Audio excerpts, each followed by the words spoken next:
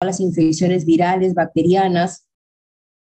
A grandes rasgos, el tema del SIDA como estrategia de prevención y sobre todo el tratamiento o ver el enfoque de acuerdo a los niveles y todo lo que corresponde a las infecciones del tracto urinario en relación con la gestación, ver la implicancia que tienen las mismas durante la gestación, que hemos visto que es un periodo por el cual la mujer va a pasar, en la cual se ven muchos cambios fisiológicos, anatómicos, y que implica entonces, por lo tanto, una modificación consecuente a una adaptación. Y las consecuencias de las mismas que van a traer aparejados estas infecciones en la gestación, que muchas veces van a estar dadas la gravedad de las mismas de acuerdo al trimestre en el que van a contraer dicha infección. No es lo mismo una infección contraída, como vamos a ver, en el primer trimestre, al segundo o tercer trimestre. Esto implica el riesgo. ¿Por qué? Porque sabemos que el riesgo en el feto está directamente en relación al momento en que ocurre esa infección en la madre. Por eso es que se sabe que el riesgo de la infección va a ir alcanzando un mayor porcentaje de acuerdo al trimestre. En un primer trimestre o en la etapa de la organogénesis, el daño puede ser mayor con respecto al último trimestre, en el cual ya tenemos un producto de la gestación que va a estar totalmente formado, ¿no? Entonces, ese es el objetivo. Los temas que vamos a tratar: toxoplasma, rubiola, citomegalovirus, herpes, VIH, sífilis, varicela. Como estamos diciendo, la morbimortalidad va a estar en repercusión, el grado, de acuerdo al momento en el que se produce la infección, ¿no? Y obviamente de acuerdo al agente infeccioso. Esas manifestaciones van a ir de múltiples problemas en cuanto a la formación en un inicio del embrión, y puede llegar hasta la muerte del mismo, o tener una infección postnatal persistente, o dar lugar a las enfermedades congénitas. El riesgo entonces es inversamente proporcional a la edad gestacional.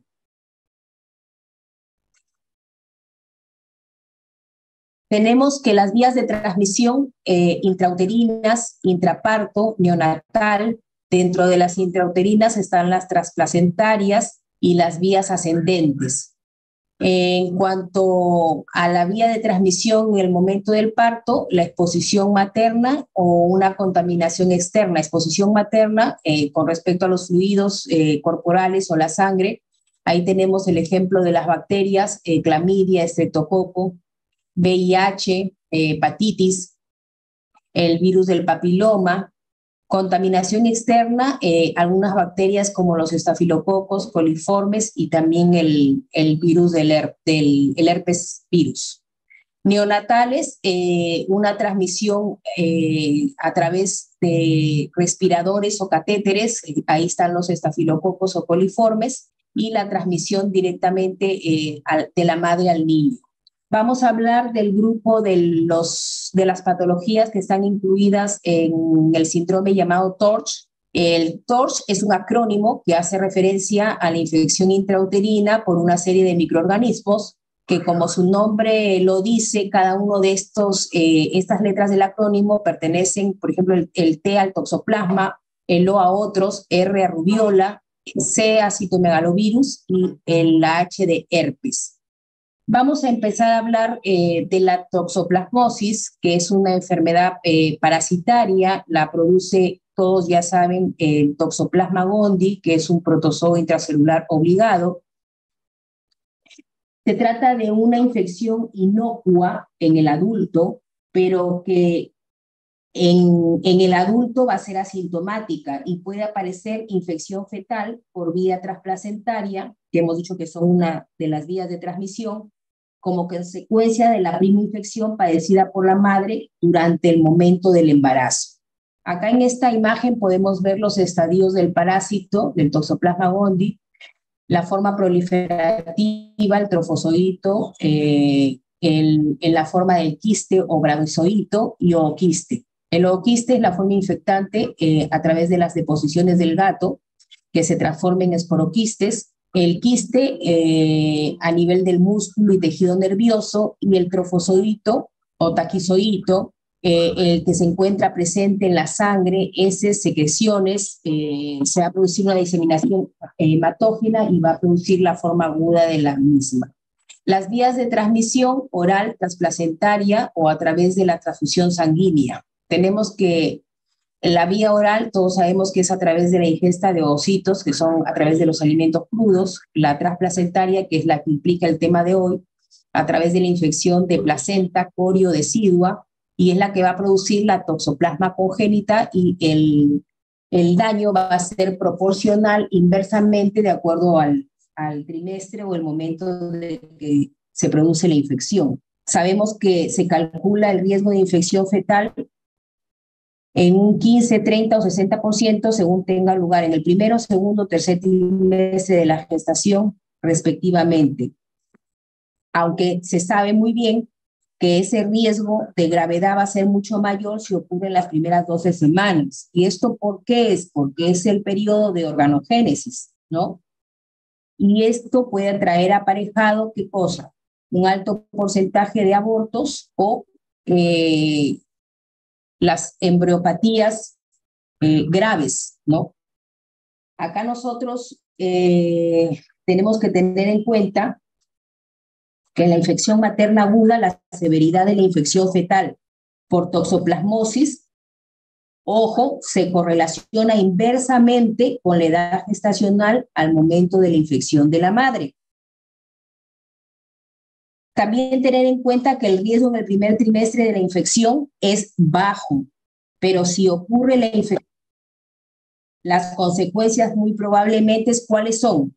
El aborto, el mortinato o recién nacido severamente afectado. Lo acabamos de decir. Y ahí se pueden dar o aparecer las embriopatías graves que llevan, por lo tanto, al aumento del índice de mortalidad. Y hablamos de mortinatos. Sabemos también, y tenerlo en cuenta, que en el último trimestre la infección fetal por toxoplasma es muy frecuente, pero ojo, en esta etapa ya no se va a producir un daño al nivel que hemos hablado en las primeras 12 semanas, y puede pasar desapercibida. En la infección aguda de la madre, sabemos que ocurre una parasitemia de corta duración que siembra el parásito en la placenta. Es ahí donde se prolifera y va a pasar posteriormente al feto, que hemos dicho que es una forma de la transmisión del parásito. La probabilidad que ocurra es del 14% en el primer trimestre, 30% en el segundo y 60% en el trimestre. No olvidarse de todos estos datos que les estoy nombrando en estos momentos, porque son muy importantes a la hora de tratar el tema de la toxoplasmosis.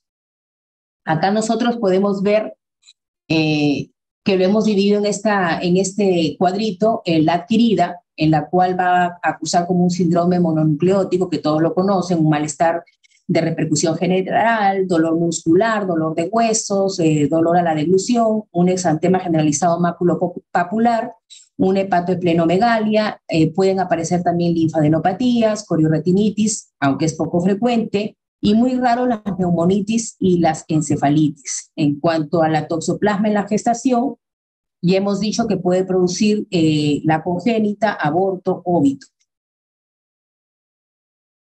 Cuando la madre se infecta por primera vez durante el embarazo y te deja una inmunidad que es permanente. Dentro de las manifestaciones clínicas de la toxoplasmosis congénita, acá nosotros podemos ver ese síndrome de repercusión general que acabamos de nombrar, todo ese síndrome que implica las infecciones generalizadas, fiebres, cefaleas, ¿no? Y el compromiso del sistema nervioso central en aquellos inmunocomprometidos.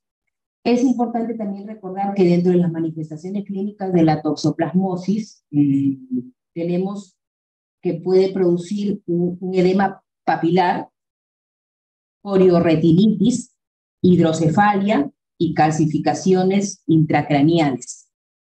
Es importante Acá, bueno, estamos viendo que la prima infección del primer trimestre es raro, pero de producirse en este periodo las consecuencias son graves. A partir del cuarto mes el feto se afecta en forma ya latente y pueden aparecer a partir de los quistes del endometrio y miometrio.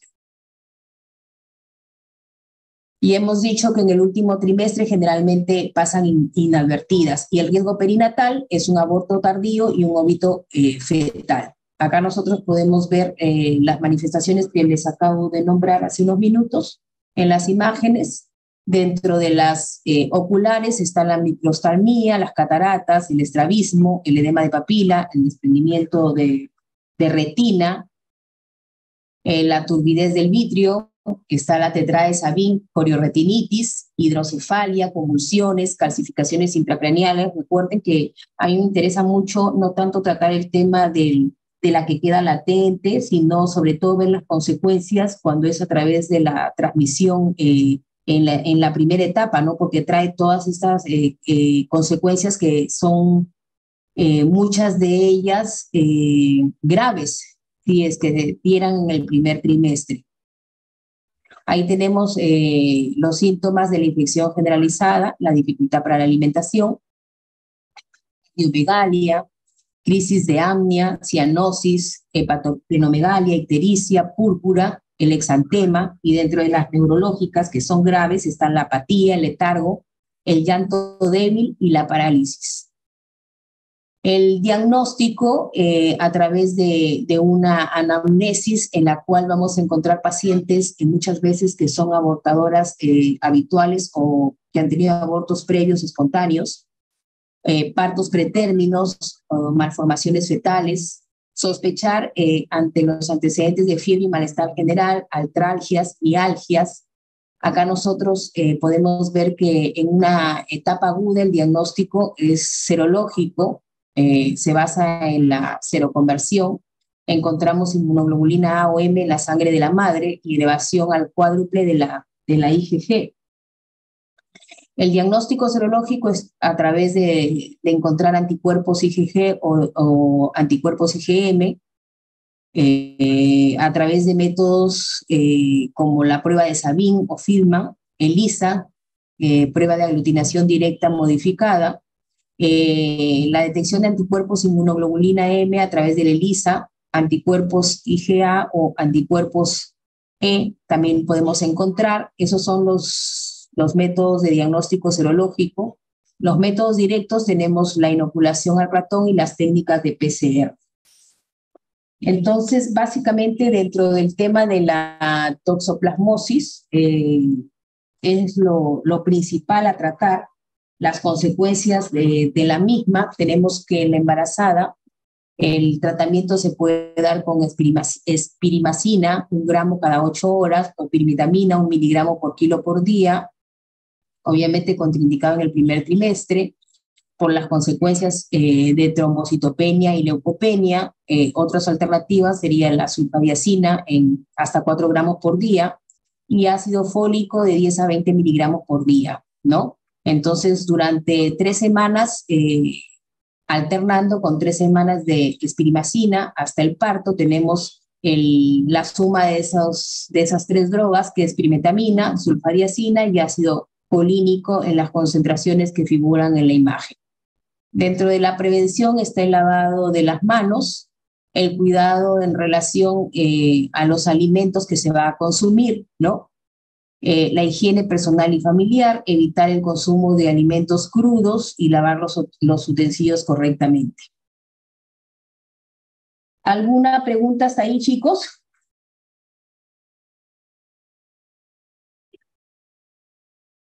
¿Me están escuchando? Sí, doctora. ¿Una pregunta hasta ahí? ¿Todo bien? Bien, doctora. Ya. Entonces ahora vamos a tratar la rubiola, que también constituye otra infección dentro de las congénitas.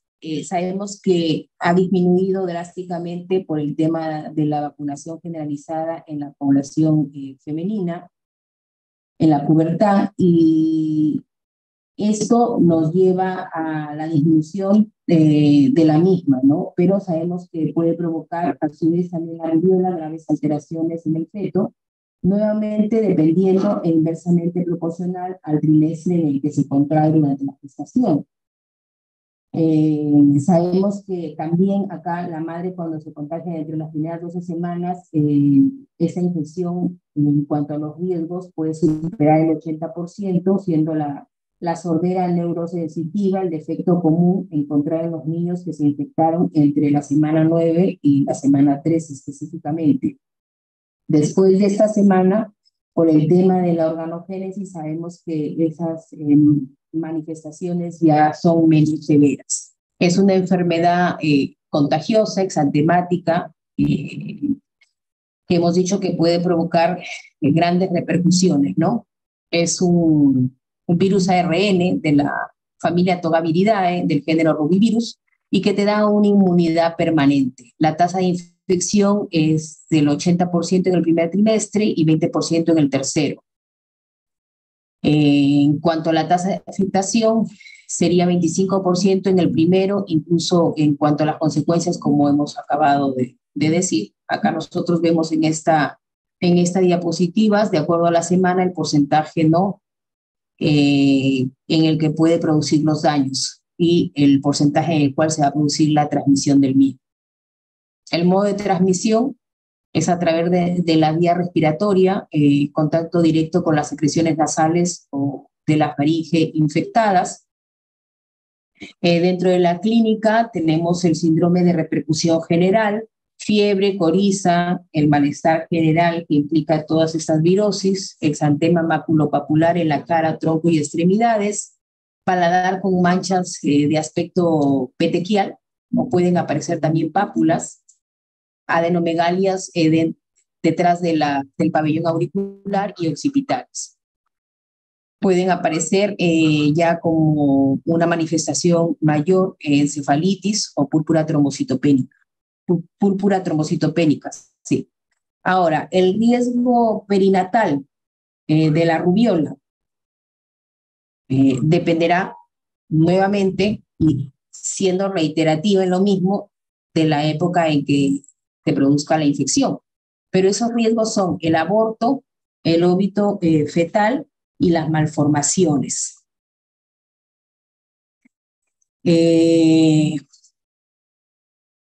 Con respecto a la rubiola congénita, en esta diapositiva nosotros podemos ver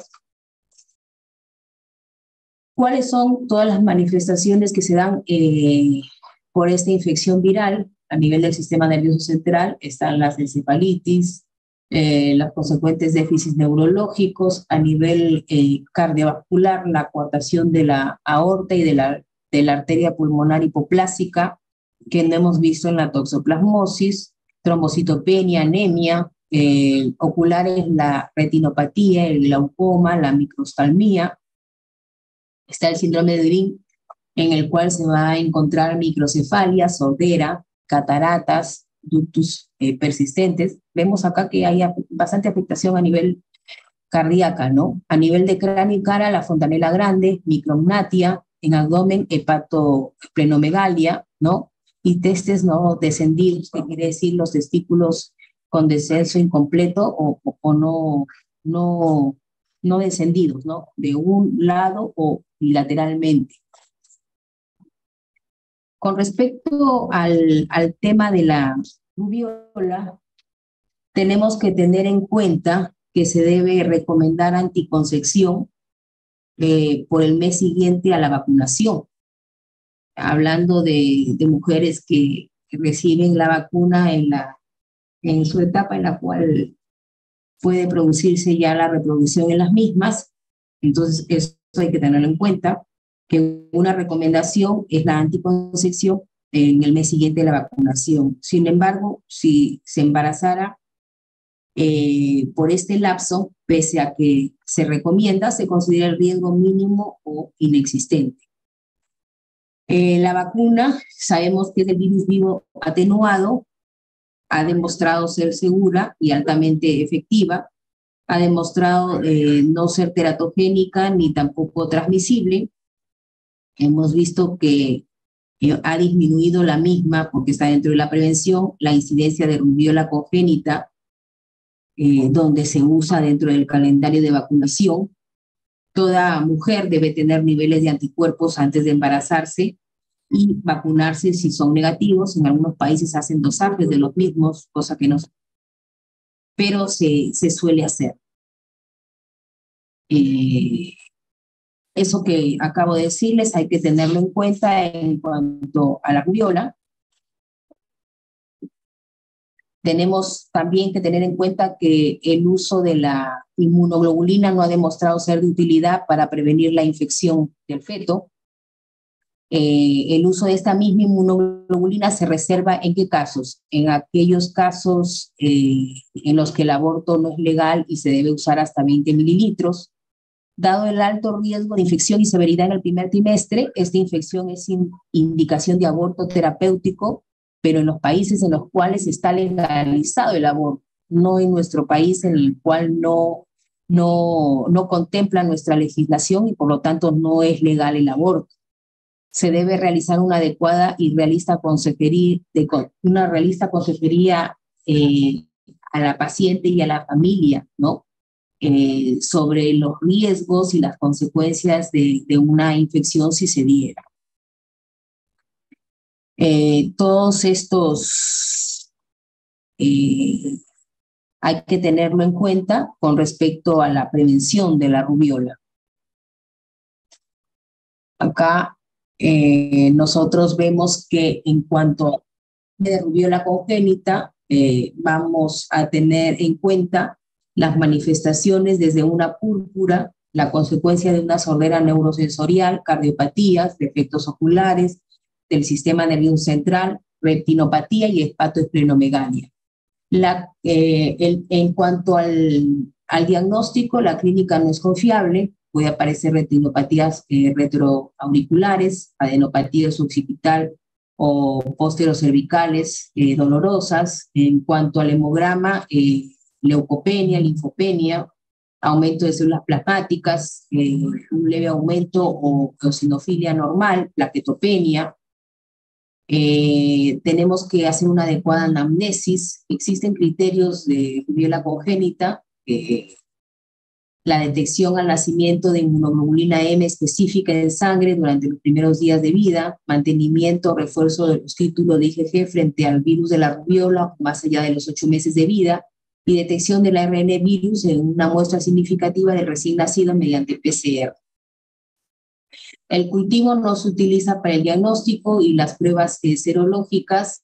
Tenemos detección de anticuerpos a través de aglutinación, ELISA, y determinación de IgM antirrubiola o IgM también en infecciones recientes o en su etapa aguda.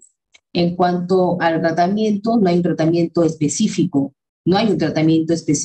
antiviral, ¿no?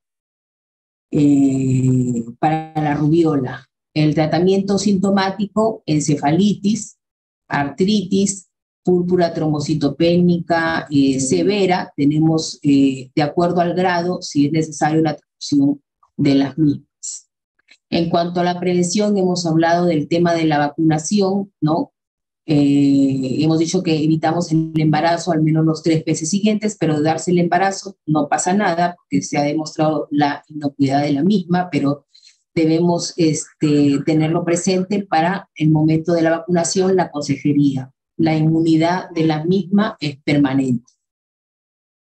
Otra de las infecciones que vamos a tener que tratar acá, dentro de las infecciones durante esta etapa de la gestación, es la infección por citomegalovirus, infección generalizada. Es la infección congénita más común, pertenece a la familia de Herpesviridae, es un virus de crecimiento lento en la cual encontramos células de inclusión grandes con inclusión intracelulares llamadas ojos de búho, como podemos ver en la parte superior derecha. Es un virus ARN, ¿no? Que pertenece a la familia Herpesviridae, el tipo 5, es la más frecuente, hemos dicho, requiere de contacto íntimo a través de los fluidos a través del contacto sexual mediante la placenta, también es otro medio de transmisión, por medio de la lactancia materna, por trasplante de órganos y por transfusión sanguínea. La transmisión puede ser de mayor riesgo en madres que han tenido una prima infección que en reactivadas, y tenemos que es a través del contacto sexual, sangre, leche, órganos trasplantados, y a través de la placenta o durante el parto por el contacto con los fluidos y las secreciones corporales. En cuanto a la patogénesis, tenemos que la infección se disemina al tener contacto, ¿no? A todos los órganos, produce la activación de la inmunidad.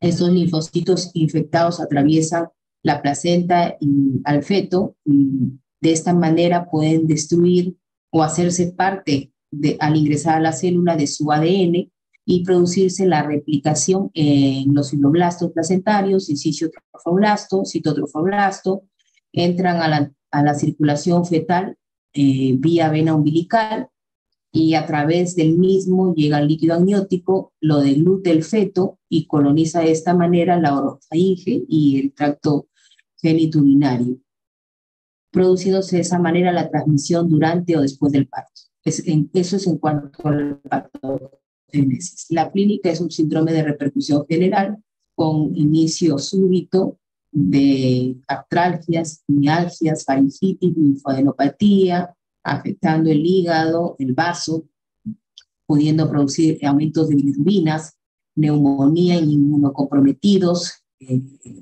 y alteraciones en nivel renal. Esto es la clínica del adulto, la cual vemos que en la primera infección asintomática el 90%, pero que puede excretar el virus durante toda la vida, y después de esa primera infección el virus va a permanecer en forma latente en los leucocitos. Y obviamente este virus podría reactivarse y puede producir lo que se llama también el síndrome mononucleósico o síndrome gripal, con un síndrome de repercusión general, fiebre, y leucocitosis, linfocitosis, mialgias y alteraciones de las pruebas hepáticas. Al inicio de la gestación, las secuelas sabemos que son graves. Puede incluso llevar a un retraso mental, microcefalia, calcificaciones intracraneales, corioretinitis. En la etapa perinatal no se relaciona con efectos muy graves, a menos que sea de muy bajo peso al nacer, y no debe haber alimentación a través de leche materna. En cuanto a las manifestaciones de una infección congénita por este virus, tenemos que podemos observar las gastrointestinales o abdominales, que van desde una atresia de vías biliares, hernia umbilical o falocele, atresia de esófago, las cardiopulmonares como la comunicación interventrículos interauriculas, estenosis mitral congénita, una tetralogía de Fayot. Acá ya vemos que hay mayor repercusión a nivel cardiopulmonar, un timo hipoplásico, a nivel genitourinario, hipospadias, endocrinas, hipoplasia suprarrenal, hipotiroidismo, a nivel ocular, microstalmía, atrofia óptica, cataratas, malformaciones de la cámara anterior, restos de membrana pupilar, cerebrales, hidrocefalia, microcefalia, aplasia cerebelosa, y en el aparato locomotor pudiendo presentar luxación congénita negra. Entonces, tener en cuenta todas estas manifestaciones neonatales. Miren que lleva manifestaciones en la sangre como trombocitopenia, manifestaciones a nivel del hígado y vaso como hepatoesplenomegalia. Encontramos acá la famosa tetralogía de Fayot, que no lo hemos visto en las otras infecciones virales. Estamos viendo que puede producir microcefalia, a tenerlo en cuenta dentro de la infección por citomegalovirus. Son las manifestaciones neonatales que podemos encontrar desde una hepatoesplenomegalia, ictericia, petequias, anemia, retardo de crecimiento intrauterino, microcefalia, las ventriculomegalias, las comunicaciones, la atrofia óptica, anomalías dentales, hasta neumonitis. En cuanto al diagnóstico, Tenemos la clínica que acabamos de nombrar, y también a través del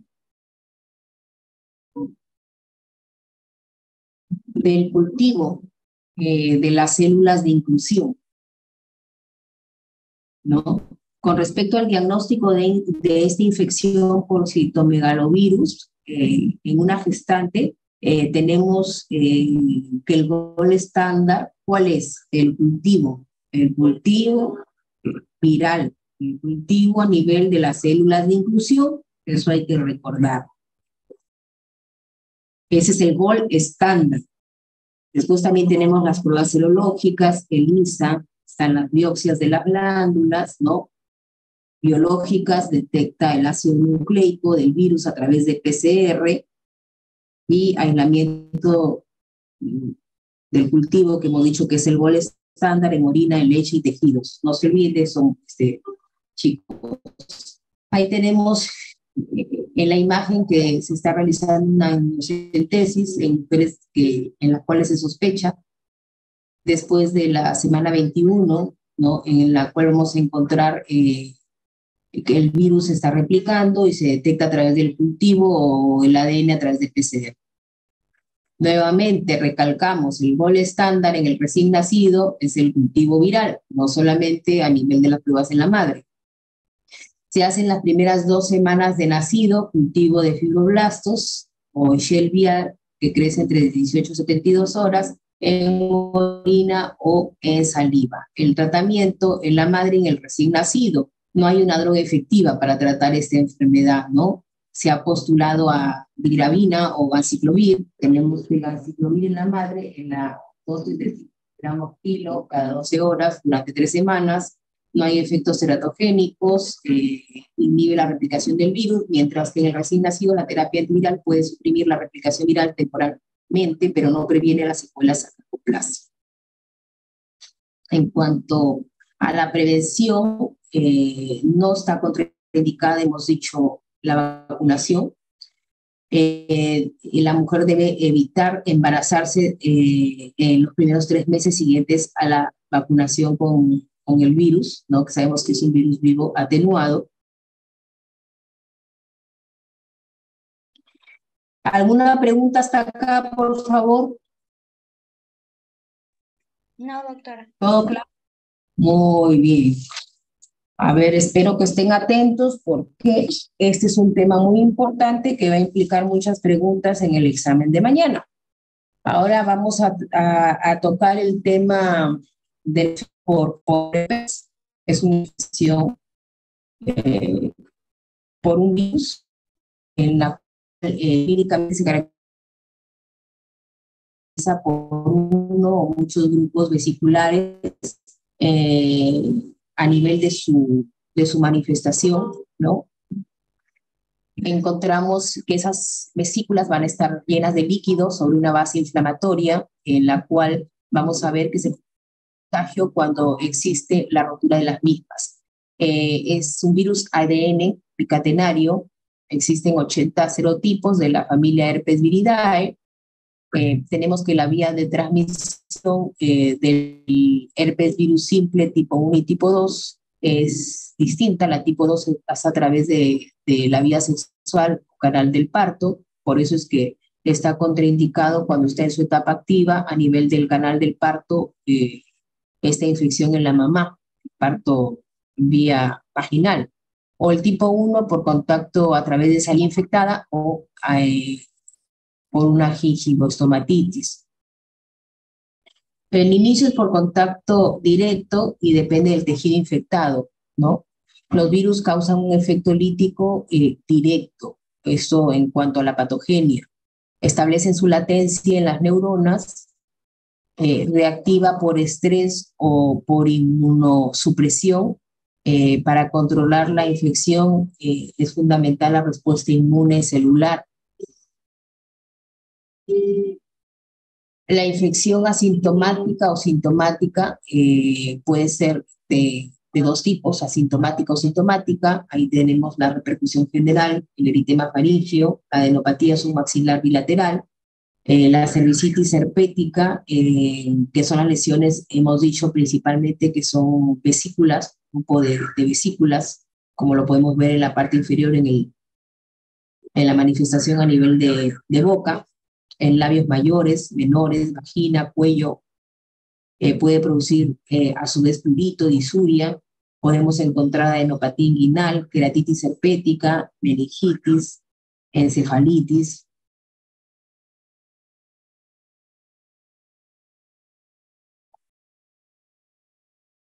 El riesgo perinatal puede ser fatal, de acuerdo también a la semana de gestación en el cual se va a contraer dicha infección. Dentro de las manifestaciones que pueden traer, pueden ser desde un trabajo de parto prematuro, anomalías fetales, dependiendo del momento de la infección, retardo de crecimiento intrauterino, óbito, aborto. El riesgo del recién nacido son esas lesiones a nivel de piel, faringe, conjuntivitis, convulsiones, anemia, trombocitopenia, petequias y la hepatopleuromegalia. El herpes neonatal vemos que trae aborto en un 25% y posteriormente también puede manifestarse como un retardo de crecimiento intrauterino. Los defectos congénitos presentes son la microcefalia y la hidranencefalia, calcificaciones, retardo psicomotor, encefalitis, hasta una sepsis, lesiones de tipo del herpes virus tipo 1 en boca, ojos y piel. Dentro de los defectos congénitos está también la hemorragia, la ictericia, el compromiso de hígado y vaso, la necrosis hepática, suprarrenal, pulmonar y cerebral. En la clínica, dolor, eritema y vesículas, acompañado también de disuria. Esas vesículas hemos dicho que pudieran a nivel del útero, a nivel del cuello, de la vagina. En cuanto al diagnóstico, el cultivo es el gol estándar del diagnóstico, a través de las muestras tomadas de las lesiones que están infectadas, se detecta el antígeno con una fluorescencia directa, cultivo en líneas celulares y también PCR en líquido cefalorraquídeo y el ELISA para virus herpes simple. La clínica del tipo 1 generalmente son infecciones orolabiales y oculares, asintomáticas en un 90% y en un 15% también pueden presentar herpes genital. No es que el tipo 1 no va a presentar manifestaciones genitales, sino son menos frecuentes, y el tipo 2 generalmente la infección es genital, es sintomática. Esta se da al inicio de la actividad sexual o se puede dar en ese momento, ¿no? Y puede manifestar también un compromiso orolabial hasta de un 15%. O sea, ambos tipos pueden tener de ambos, lo que diferencia es el porcentaje, ¿no? En cuanto al tratamiento, en embarazos con evidencias clínicas de enfermedad, el objetivo es controlar el curso natural de la enfermedad, inducir la madurez pulmonar en embarazos de menos de 34 semanas, 6 días, ¿no? Y el tratamiento es con aciclovir, 200 miligramos 5 veces al día durante 10 días.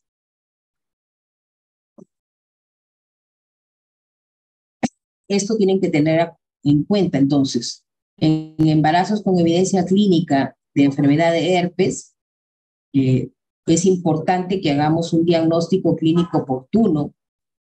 ¿Por qué? Porque el tratamiento disminuye la mortalidad y las secuelas en el recién nacido.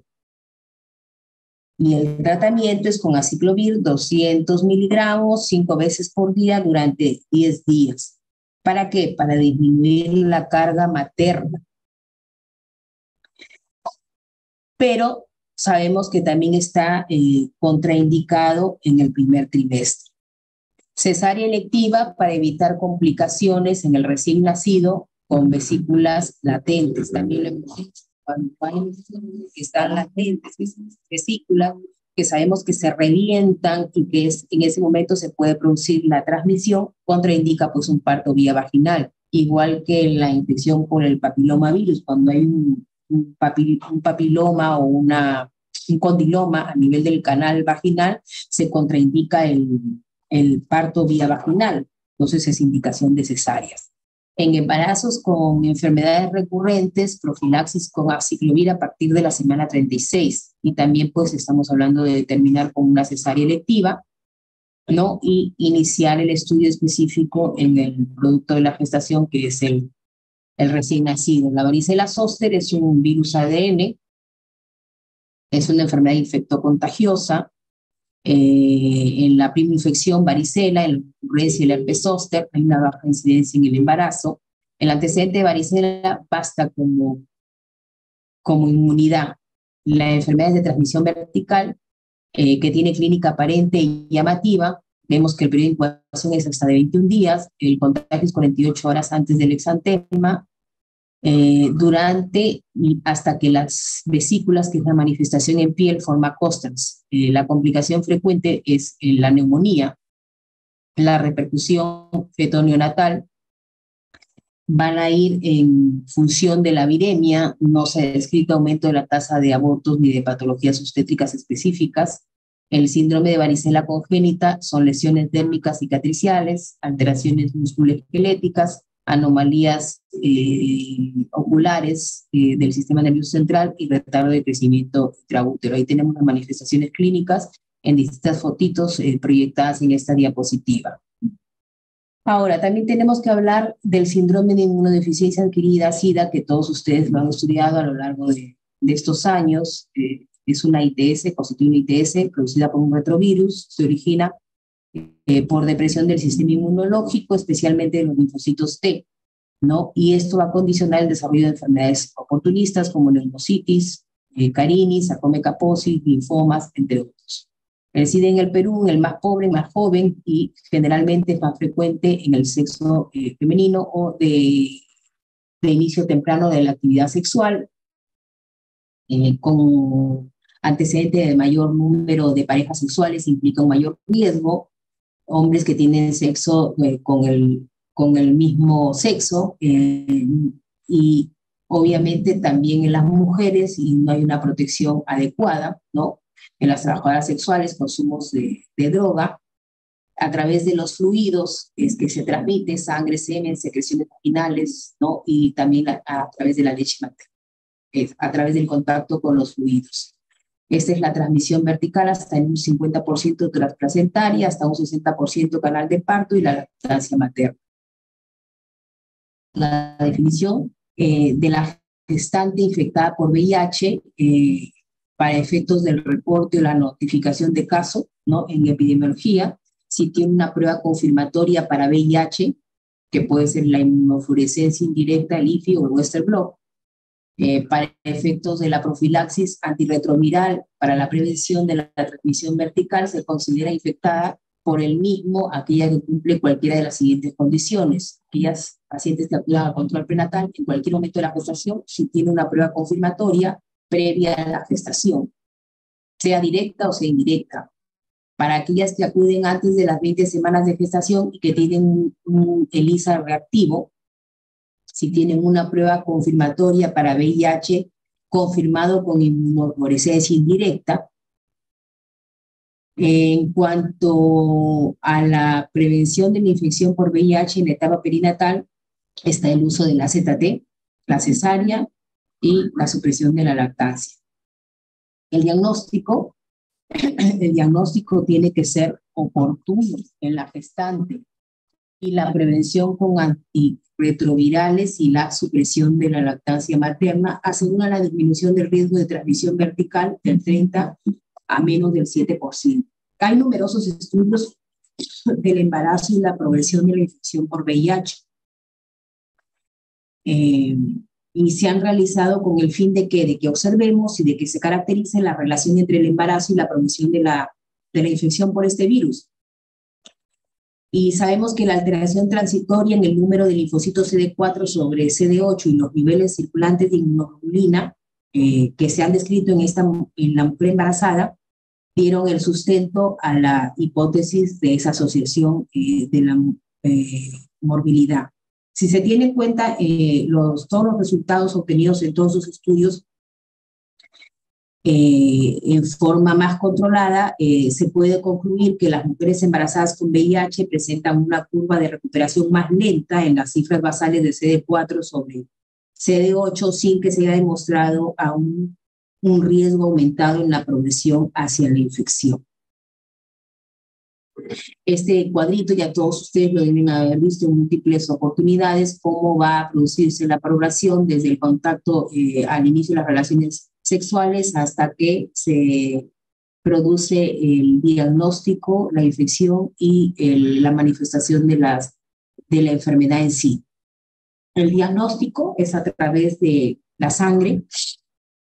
Tenemos en esta imagen, vemos que la ELISA tiene una sensibilidad del 99.5%, que es uno de los métodos que se utiliza. Si el resultado es negativo, la persona no está infectada. Si el resultado es reactivo, se procede a hacer un Western blot, ¿no? Si el mismo es negativo, la persona no está infectada. Si da positivo, hablamos de un resultado reactivo, VIH positivo, con síntomas. Si están presentes, estamos hablando de una enfermedad ya presente, SIDA, y si no, portadora del virus.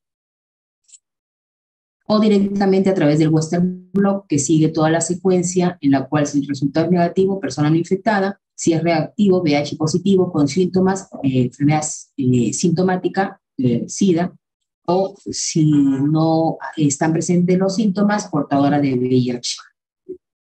Los factores de riesgo para la transmisión vertical, hablamos de los neonatales, prematuridad, y están los maternos y los obstétricos. Maternos, la alta carga viral, el bajo recuento de CD4, la falta de tratamiento con antirretrovirales, el uso de drogas inyectables, otras infecciones como la vaginosis, hepatitis C, citomegalovirus, otras ITS, no uso de condón, obstétricos, la rotura prematura de membranas mayor a 4 horas, parto vaginal, procedimientos invasivos como amniocentesis y episiotomía.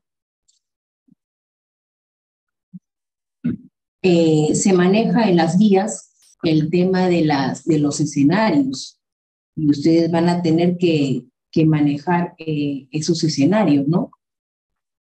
Ahora, hablamos de distintos escenarios. Dentro de los factores de riesgo para la transmisión vertical de este virus, de la transmisión vertical del VIH, tenemos los maternos, obstétricos y neonatales. No se olviden, está la alta carga viral, el bajo recuento CD4, la amniocentesis y la ruptura prematura de membranas mayor de 4 horas. Esto hay que tenerlo presente. En cuanto a los escenarios, el escenario 1 está la gestante VIH diagnosticada durante la atención prenatal o con diagnóstico previo que no ha recibido targa. Manejo antirretroviral en la gestante, iniciarlos en aquella paciente con resultado reactivo a 2 pruebas rápidas de VIH de distinto laboratorio. Solicitar estudios de recuento de linfocitos CD4 siempre y de carga viral, ¿no? Conjuntamente con la prueba confirmatoria que hayamos dicho. El inicio de la terapia no está condicionado a la recepción de los resultados CD4, ni de la carga viral, ni a otra prueba confirmatoria para VIH en la gestante. El esquema de elección y alternativos está el tenofovir 300 miligramos, entecitabina 200 miligramos, más ratelgravir en 400 miligramos, ¿no? Tenemos esquemas alternativos y lo podemos observar en la parte superior derecha, que nuevamente les digo, está en la guía que se maneja a nivel nacional. Si no hay disponibilidad, hacemos el uso de estos esquemas alternativos. Se prefiere la utilización de presentaciones a dosis fijas combinadas que existen en el mercado. ¿Para qué? Para que se facilite la toma y la adherencia al tratamiento de las gestantes. El inicio se realiza a partir de las 12 semanas de gestación. El Targa se continuará después del embarazo, independientemente del recuento de CD4 y de la carga viral de inicio. Una vez que se culmine el embarazo, la mujer será incluida en el mismo esquema de elección para el manejo en los adultos, para lo cual debe contar con la carga viral de control. El manejo del parto, hay que tener en cuenta que para el mismo se debe tener en cuenta la carga viral. La cesárea electiva será la vía de parto cuando no se cuente con resultados de carga viral por menos de 4 semanas antes de la fecha probable de parto. Si, ojo, si la carga viral es igual o mayor de 1000 copias por mililitro, debe ir pues a cesárea, ¿no? Programada oportunamente. Entonces, esto hay que tener en cuenta. También en aquellas pacientes gestantes con resultados de carga viral menos de 1000 copias por mililitro, 4 semanas antes de la fecha probable de parto, estas sí podrían culminar su parto por vía vaginal. Ojo, miren, dependiendo de la carga viral. Nosotros en el hospital regional, todas las pacientes son programadas antes de que inicie el trabajo de parto. No hacemos dosaje de carga viral, aunque se indique en la guía por falta de reactivos. Entonces, todas nuestras pacientes, a no ser que vengan por emergencias, son programadas de manera oportuna para la cesárea. Ahí nosotros tenemos las indicaciones específicas del parto por vía vaginal. En gestantes, ojo, con carga viral de menos de 1000 copias por mililitro, evidenciadas por laboratorio 4 semanas antes de la fecha probable de parto, y cuando, por ejemplo, viene la paciente con una dilatación cervical de más de 4 centímetros y con membranas amnióticas rotas. El manejo del recién nacido expuesto al VIH inmediatamente luego del parto, lo baña, eso si ustedes lo han visto seguramente en pediatría, con agua temperada, jabón, se realiza la aspiración, el secado, ¿no? Y va a recibir su profilaxis con sidomudina. Sabemos que en mayores de 35 semanas de edad gestacional, sidomudina en esa concentración cada 12 horas por 4 semanas. Entre las 30 y 35, 2 miligramos por kilo, disminuye la dosificación cada 12 horas por 2 semanas, luego lo sube a 3 miligramos por kilo de peso por vía oral cada 12 horas por 2 semanas. Y recién nacidos de menos de 30 semanas también van a recibir la sidomudina en una concentración de 2 miligramos por kilo cada 12 horas por 4 semanas. Esta profilaxis antirretroviral se inicia en recién nacidos dentro de las primeras 6 horas de vida y hasta un máximo de 24 horas de haber nacido. En el escenario 2 también va a haber en aquellas gestantes que estuvieron recibiendo Targa antes del embarazo, manejo antirretroviral de la gestante antes del embarazo, y posteriormente va a recibir una atención prenatal sin necesidad de repetir estos estudios, porque estamos viendo que ella fue confirmada antes de la gestación y por lo tanto va a continuar el tratamiento que venía recibiendo en el establecimiento de salud, ¿no?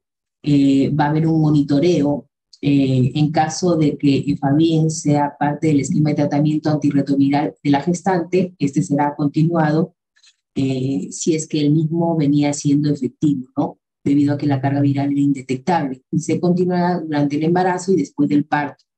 Pero si vemos que la carga, por el contrario, solicitada a la gestante es detectable, solicitamos un estudio de genotipificación, ¿no?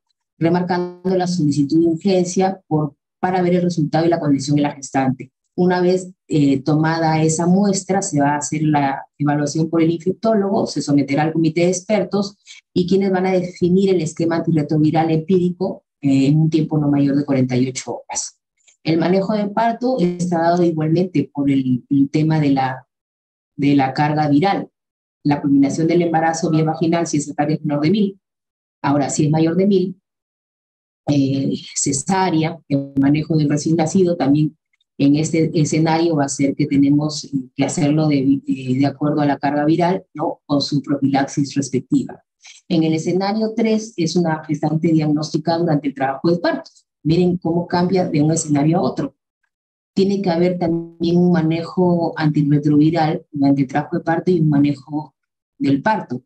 Toda gestante reactiva a la prueba rápida VIH o ELISA durante el trabajo de parto va a recibir un tratamiento antirretroviral a la brevedad posible, junto con una ZT endovenosa. Y de hecho hemos tenido pacientes en las cuales se ha diagnosticado durante el trabajo y parto, porque toda paciente que entra a la emergencia, nosotros hacemos todas las pruebas serológicas correspondientes. Aunque tenga, se les hace, y muchas veces vienen y se hace el diagnóstico en ese momento. El esquema del tenofovir y el tiajarvir de 400 miligramos es el esquema de elección. Se va a continuar después del embarazo, independientemente, hemos dicho, del CD4 y la carga viral. Se incluye a la mujer en el esquema de acuerdo a la norma técnica, ¿no? El manejo del parto cesárea siempre y cuando la gestante tenga las membranas íntegras y su dilatación sea menor de 4. Además, hay que tener en cuenta la capacidad resolutiva del mismo establecimiento donde se está tratando. Se iniciará a la gestante diagnosticada AZT endovenoso de acuerdo al escenario, la dosis correspondiente. Y sabemos que el profesional responsable de la atención es de acuerdo al nivel en el cual se está atendiendo. Se debe evitar la episiotomía en la medida que sea posible, ¿no? Y hacer la ligadura del cordón umbilical sin ordeñar. Ustedes han visto que la última etapa en la cual antes de que salga la placenta se hace el corte y se ordeña, se debe evitar. El manejo del recién nacido, lo mismo, el bañado, la aspiración, está contraindicado la lactancia, ¿no? Va a recibir sidoburina, lamivudina, nevirapida. Ahí están las dosis correspondientes de las drogas, cada 6 horas. El inicio del antirretroviral en los recién nacidos tiene que ser oportuno de entre las 6 a 24 horas de haber nacido, ¿no? Y se hacen las pruebas confirmatorias del caso. En cuanto a la prevención, la consejería, la educación, los cambios de comportamiento, evitar las relaciones sexuales peligrosas, ¿no? Y de contaminar todos los instrumentales antes de un procedimiento. En conclusión, el control de la gestante, atención prenatal del parto posparto, reducen la infección en el niño y una adecuada orientación sobre la interrupción o no realizar la lactancia y los controles correspondientes del mismo. En cuanto a otra infección que nosotros tenemos que ver, sífilis, producido por el treponema pallidum, que atraviesa la barrera placentaria a partir de la semana 16 de gestación, generalmente puede afectar al feto y le causa una sífilis congénita. El riesgo de infección fetal en la sífilis materna precoz no tratada es hasta del 90%. El 25% pueden morir intraútero y tenemos que el 25% en el posparto y de los recién nacidos, el 40% van a presentar sífilis que se puede dar de una manera precoz o tardía, ¿no? Tenemos que va en crecimiento la incidencia de esta infección.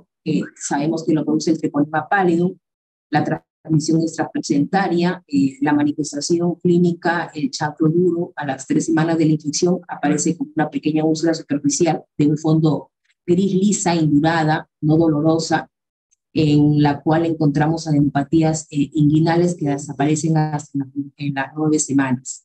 A nivel mucocutáneo aparece a las 9 semanas tras la infección, lesiones de tipo rociola, sifilítica, un RAS y el síndrome de repercusión general. En genitales, pápulas proliferantes y en los muslos, los condilomas planos. En la terciaria, que puede aparecer hasta 10 años después. Ahí tenemos las manifestaciones a nivel de piel. Sí. Para el diagnóstico, vamos a ver cuáles son las pruebas. La sífilis sabemos que continúa siendo acá en nuestro país una causa frecuente, ojo, de infección fetal, a pesar de que es fácilmente diagnosticada y tratada. La sífilis en la embarazada puede ocasionar múltiples y graves secuelas de tipo perinatal. Entonces, vemos que puede ir desde las manifestaciones de un retardo de crecimiento intraútero, pueden aparecer las manifestaciones de un nuez congénito, puede aparecer prematurez, obviamente, y hasta una muerte intraútero.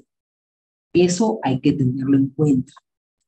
Lo que sí no produce, pues, abortos tempranos dentro de las manifestaciones, a diferencia de las otras. Esto ténganlo en cuenta y no se vayan a olvidar que eso es una de las de las diferencias que podemos ver. Dentro del diagnóstico, los exámenes directos, el treponema en microscopio de campo oscuro obtenido de las lesiones primarias y secundarias, están los test serológicos, el BRL, el RPR, están las pruebas no treponémicas y las treponémicas que está el FTA y el TPI, que son las pruebas de inmovilización de treponema, y también el LISA. La sífilis y el embarazo. La infección anteparto produce trabajo de parto prematuro o pretérmino, puede llegar a producir la muerte del feto o infección neonatal. Y hemos dicho, pues, definitivamente a través de la transmisión transplacentaria o también perinatal, que puede producir afecciones graves, incapacitantes, a menudo potencialmente mortal antes o después del parto. Y los que sobreviven pueden producir síntomas en etapa temprana o tardíamente si es que no reciben el tratamiento correspondiente. Ahí tenemos las vías de contagio a través de la placenta principalmente, pero también a través del parto. La sífilis congénita se produce generalmente cuando el feto es infectado a nivel del útero, ¿no? Aunque es posible también que sea a través del canal del parto, como hemos dicho. Es una enfermedad compleja debido a que estos suelen no desarrollar manifestaciones clínicas al nacer y de presentarse síntomas suelen confundirse con otras infecciones de transmisión vertical. La sífilis y la repercusión en el recién nacido, tenemos irritabilidad, incapacidad para aumentar de peso o retraso en el desarrollo en el embarazo, secreción nasal acuosa, erupción cutánea temprana, erupción de boca, genitales y ano. Sífilis y repercusión en los niños a nivel de los huesos, pueden producirse alteraciones como ser en los dientes de Hutchinson, la tibia en sable. Esto le va a ocasionar dolor a nivel también de los mismos, pérdida de la visión, disminución de la audición. Y algo muy importante que está también en todas las guías es el tratamiento con penicilina benzatínica. Sabemos que está dentro del screening en toda paciente cuando es tratada a nivel del primer nivel de atención, ¿no? Dentro del perfil prenatal está el descarte de sífilis por las posibles consecuencias que estamos viendo. El tratamiento es benzetacil o penicilina benzatínica, 2.400.000 intramuscular, ¿no? En la latente precoz, o semanalmente por 3 semanas en la luz tardía o en su fase latente. En la neurosífilis, 4 millones endovenosa cada 4 horas hasta por 14 días, y alternativamente, pero de elección sabemos que es la penicilina benzatínica, la doxiciclina 100 miligramos por 14 días. ¿No? Las tetraciclinas, estamos hablando de aquellos que tienen, que pueden tener alergia a las penicilinas, ¿no? Ahora, otro tema también que debemos tratar es la infección del tracto urinario y la gestación. Las infecciones del tracto urinario es la colonización y proliferación de microorganismos en el parénquima renal o en sus vías de excreción. Sabemos que es la complicación médica más frecuente durante el embarazo. ¿Por qué? Porque puede producir graves daños en el binomio madre-niño. Ahí tenemos que diferenciar las bacteriurias asintomáticas, la cistitis y la pielonefritis. Y todos ustedes han tenido la oportunidad de acompañar a sus docentes al consultorio en los distintos controles prenatales, como lo han hecho mis grupos o los grupos que han rotado conmigo, o en la emergencia, y han podido ver que puede cursar desde una bacteriuria asintomática hasta una pielonefritis con un síndrome de repercusión general, fiebre e incluso terminar la paciente hospitalizada porque puede ser causante de una rotura prematura de membranas, puede ser causante de una sepsis a punto de partida renal. Por lo tanto, esa paciente es de tratamiento hospitalario, ¿no? Y endovenoso. Aunque la prevalencia de cistitis y bacteriuria asintomática son similares entre las gestantes y no gestantes, representan un riesgo significativo para pielonefritis. Sabemos que dentro de nuestros controles prenatales está establecido por protocolo, aparte de que incluye dentro del primer control el realizar un cultivo cuando pedimos el perfil prenatal, lo tenemos que hacer secuencialmente durante los controles. Hemos visto los distintos factores que influyen con los cambios anatómicos y fisiológicos que hay durante la gestación. Sabemos que a nivel renal están los factores mecánicos del hidrouréter que es mayor el derecho debido a una compresión uterina, por esos cambios del crecimiento del feto, el líquido, el útero, hay un reflujo, por la misma compresión, hay una relajación que media la progesterona a nivel de las estructuras lisas, como ser el uréter, la acción de las mismas a nivel del riñón. Hay una disminución del tono vesical debido al incremento de la capacidad vesical y la uretra, que es más corta y sufre un desplazamiento por las mismas circunstancias que hemos nombrado recién. Todo esto lleva a modificaciones. Entonces, vemos que dentro de los cambios está a nivel del riñón, dijimos en el primer teórico que aumenta el tamaño renal, aumenta la tasa de filtración glomerular hasta en un 50%, hay disminución de la peristalsis, disminuye tanto a nivel de del sistema colector como de los uréteres, en la vejiga hay un desplazamiento anterior y superior, y por lo tanto también a nivel de la acción de las hormonas hay una relajación de la fibra muscular con la progesterona. Todo esto te va a llevar a una éstasis urinaria. Sabemos que las infecciones pueden llegar hasta un 10% en las gestantes, más en multíparas. Se presenta con mayor frecuencia en el primer trimestre, asociada a una reducción de la capacidad de concentración de la orina. Se asocia a un incremento del riesgo para parto pretérmino, empezó a nacer, e incluso una mortalidad perinatal, que dijimos que puede ser un punto de partida de una sepsis. Su tratamiento disminuye la incidencia de complicaciones y secuelas. Se dividen en bajas y altas, sabemos todos que las altas son las que comprometen el parénquima renal y se diagnostican con una mayor repercusión general, que están las pielonefritis. Y las bajas están las cistitis y las bacteriurias asintomáticas. La bacteriuria asintomática es la presencia en el urocultivo. Este viene positivo. Y la gestante generalmente está sintomática, porque toda gestante va a llegar a tu consulta y te va a decir que orina cada rato, que su orina está cargada, pero a medida que pasan los trimestres de gestación vamos a ver que la vejiga contiene menos. Incluso muchas veces hay rebosamiento de la orina por los cambios que hemos dicho. Una cistitis aguda es una infección sintomática de la vejiga y puede ocurrir sola o puede complicarse con una diseminación ascendente y llegar hasta una pielonefritis.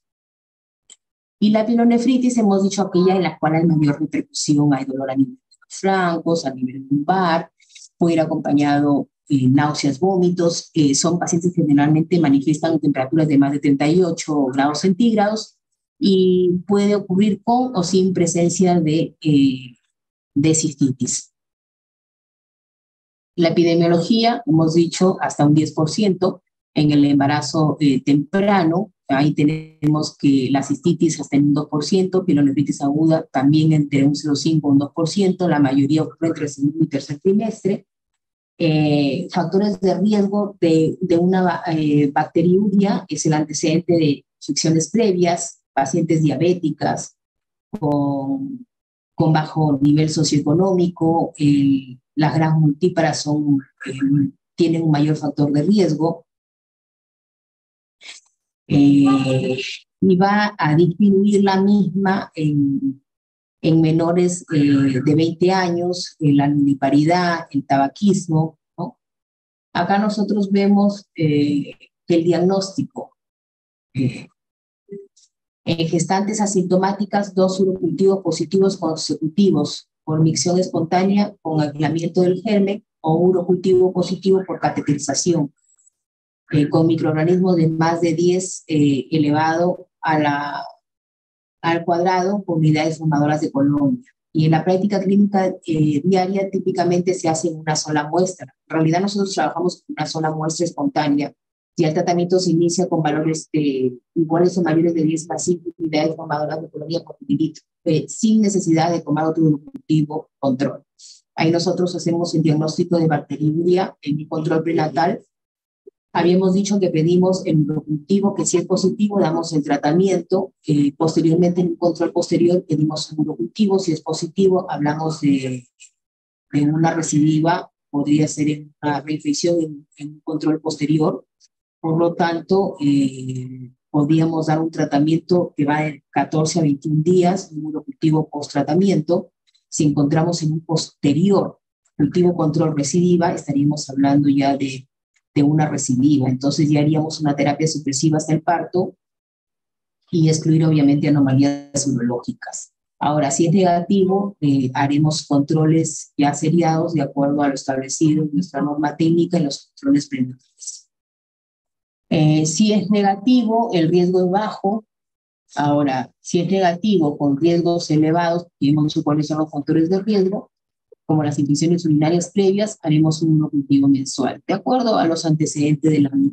El predominante en estos tipos de infecciones es la E. coli, pero también tenemos a Klebsiella, Helicobacter 3%, Proteus 2%, gran positivos, incluye el estreptococo del grupo B hasta el 10%, y de hecho han venido dentro de los cultivos, generalmente vemos que el más frecuente es E. coli, pero también he recibido Klebsiella, Enterobacter, Proteus.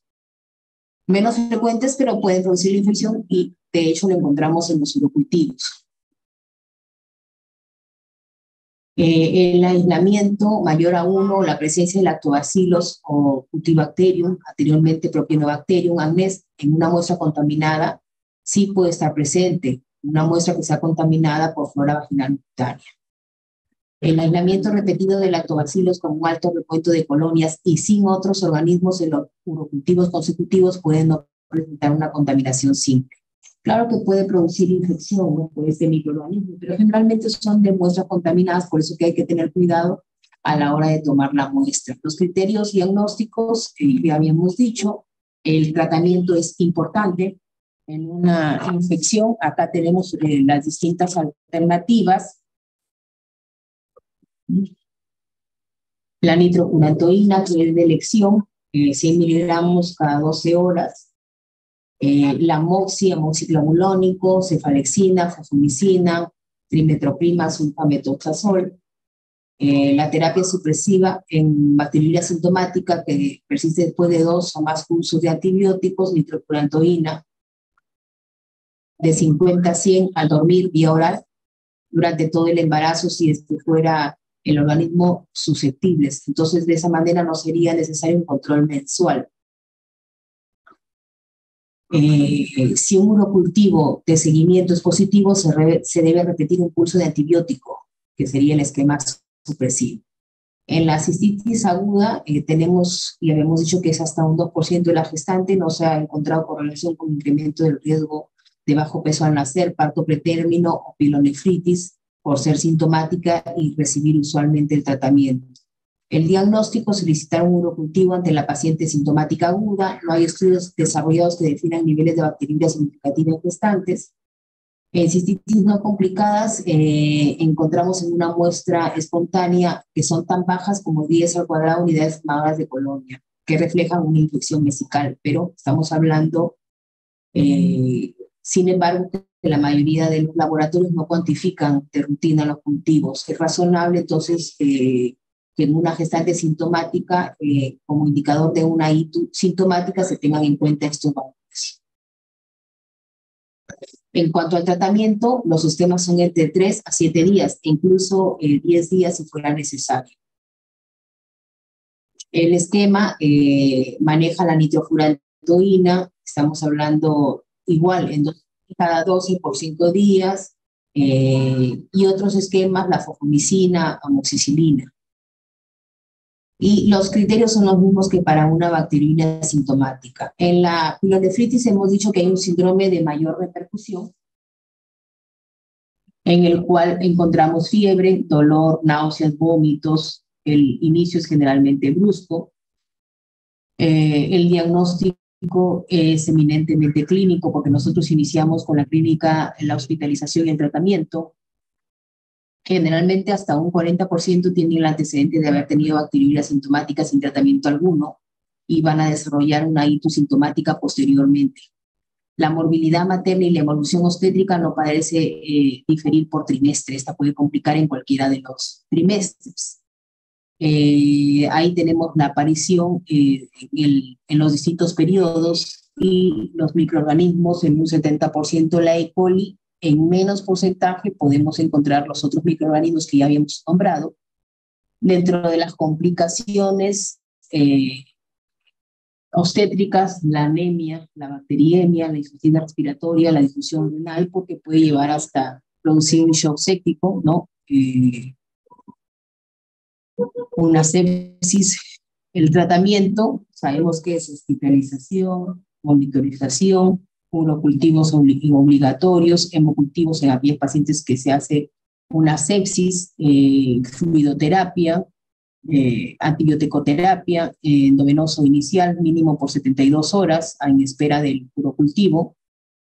No es indicación de parto, si es que va a ser cesárea o inducción, esa sería por otra indicación, no específicamente por una infección, a no ser que la paciente llegue a un estado de sepsis en la cual se tenga en cuenta más el compromiso de la madre, ¿no? Los antibióticos o los distintos esquemas que podemos ver en la infección de este tipo, que es la infección urinaria alta, bien, está la ceftriaxona, está la cefazolina, también está la cefazolina dentro de los esquemas, el cefepima, el meropenem,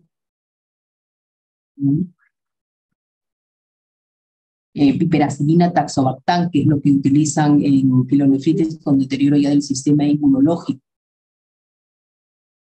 Son las distintas alternativas de esquema para las infecciones, ¿no? Rotar a la vía oral si está generalmente 48 horas a febril, de 24 a 48 horas y presenta obviamente mejoría clínica, completar hasta un promedio de 10 días. Y los esquemas alternativos, la moxiclavulánico, trimetoprima, sulfamethoxazol. La sepsis que puede llegar a tener la paciente ese compromiso de repercusión general a partir de una infección de foco urinario, vemos que hay una disfunción ya de tipo multiorgánica. Amenaza obviamente la vida de un paciente y se debe a una respuesta inadecuada de la infección, ¿no? El shock séptico ya es definido como un subconjunto de la sepsis donde hay anormalidades de tipo ya circulatorias, celulares, metabólicas, hay un compromiso multisistémico que se da dentro de la misma y por lo tanto hay un aumento consecutivo de la tasa de mortalidad. Estos generalmente tienen ingresos a las unidades de terapias intermedias o unidad de terapia intensiva. La tasa de mortalidad puede ascender hasta un 30%. Los factores de riesgo, raza negra, fumadoras mayores de 35 años, puede partir de un aborto séptico, infección intraamniótica, una infección del tracto urinario, como hemos dicho, respiratorias, influenza estacional, también de una endometritis en el periodo del posparto, y otras como fasciitis, abscesos pélvicos, gangrena, tromboflebitis, etc. Los criterios se aplican en cualquier paciente adulta, no hay un consenso de estudio fisiopatológico clínico que explique el comportamiento de la misma. Se asume a la fecha las puntuaciones SOFA, QTOFA, SOS y ERCIS, que está cuestionado en obstetricia. Acá nosotros vemos lo que se considera en la gestación, los criterios, el report, en el cual se da un puntaje determinado, el diagnóstico y el manejo del mismo es según el nivel de atención. En el primer nivel, que es el nivel al que ustedes van a ir a trabajar cuando hagan sus serums, tiene que hacerse una historia clínica adecuada, teniendo en cuenta los antecedentes de mortalidad, el examen clínico general y buscar obviamente el foco, sospecharlo, la sepsis con la clínica, tratando de dar la derivación o la referencia oportuna al nivel correspondiente y ahí emplean los criterios del QSOFA para el diagnóstico del mismo. Y sabemos que el QSOFA generalmente está dado por, o sea, la sospecha por dos de los tres, como ser Glasgow menor o igual de 13, la tensión arterial sistólica igual o menor de 100 y la frecuencia respiratoria igual a mayor de 22 por minuto. Entonces, dos de estos factores ya te están dando la sospecha de la misma, ¿no? Es importante entonces criterios como taquimia, alteración del sensorio, hipotensión, y tenemos un tiempo más o menos de 1 hora para la referencia oportuna. Hacemos el abordaje primer nivel, aseguramos una vía permeable con fluidoterapia, ¿no? Con cloruro de sodio. Se puede iniciar una antibiótico-terapia empírica dada por la Asociación de Penicilina, Gentamicina y Metronidazol, cubriendo también anaerobios con metronidazol, y no requiere pruebas de laboratorio porque estamos con un paciente que debemos referirnos, no es un paciente que debemos nosotros tratar en el primer nivel de atención, y hacer la referencia en decúbito lateral o semisentado. En el tercer nivel de atención es importante, que es a donde tiene que llegar ese paciente, donde se va a hacer una reevaluación exhaustiva de la historia clínica con los antecedentes. El examen clínico es importante la identificación del FOC. El abordaje en el tercer nivel es a través del SOFA, que es la escala, en la cual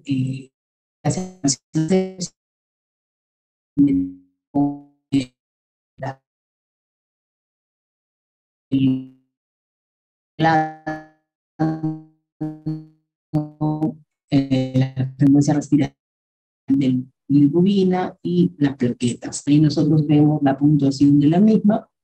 Y en el tercer nivel, obviamente hay que asegurar la vía aérea, establecer un acceso a la vía venosa, mantener una presión arterial media adecuada, una diuresis igualmente en 0,5 mililitros por kilo por hora, la presión de oxígeno de 70 a 85,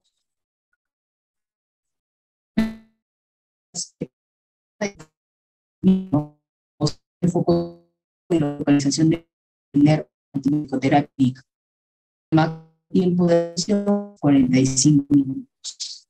El último tema de lo que es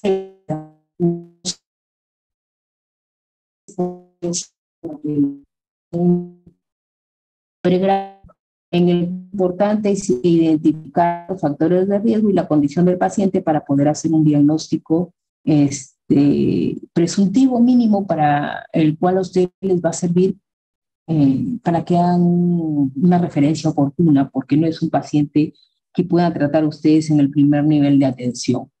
Chicos, ¿alguna duda hasta acá? No. La verdad que no sé ni qué hora es, pero el tema es bastante amplio, lo he acortado. Hemos visto los puntos más importantes, más resaltantes. ¿Están ahí o ya se durmieron? Sí. Hola. Sí.